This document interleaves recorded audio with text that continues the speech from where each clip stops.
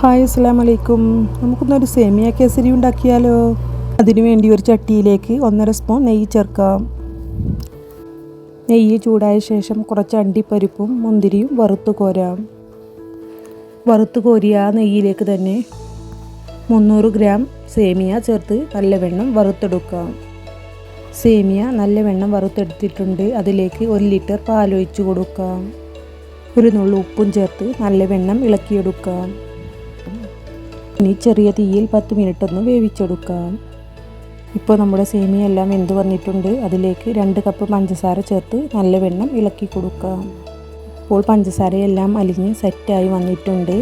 വറുത്ത് വെച്ച അണ്ടിപ്പരിപ്പും മുന്തിരിയും ചേർത്ത് കൊടുക്കാം. 1 സ്പൂൺ നെയ്യും ചേർത്ത് നല്ലവണ്ണം ഇളക്കി അത് സെറ്റ് ചെയ്യാനുള്ളൊരു പാത്രത്തിലേക്ക് മാറ്റാം.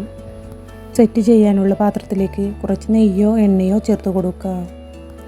അപ്പോൾ നമ്മൾ ഉണ്ടാക്കിയതെല്ലാം ഈ 2 പാത്രത്തിലേക്കായി മാറ്റാം. ഇതിൻ്റെ മുകളിലേക്ക് കുറച്ച് മിൽക്ക് മെയ്ഡ് കൂടി ഒഴിച്ചു കൊടുക്കാം. അരമണിക്കൂറിന് ശേഷം നല്ലവണ്ണം തണുത്ത് സെറ്റായി വന്നിട്ടുണ്ട്. നമുക്കിതൊന്ന് കട്ട് ചെയ്തെടുക്കാം. അപ്പോൾ നമ്മുടെ സേമിയ കേസരി റെഡി ആയിട്ടുണ്ട്. എല്ലാവരും ഒന്ന് ഉണ്ടാക്കി നോക്കണേ. വീഡിയോ ഇഷ്ടമായാൽ ലൈക്ക് ചെയ്യണേ.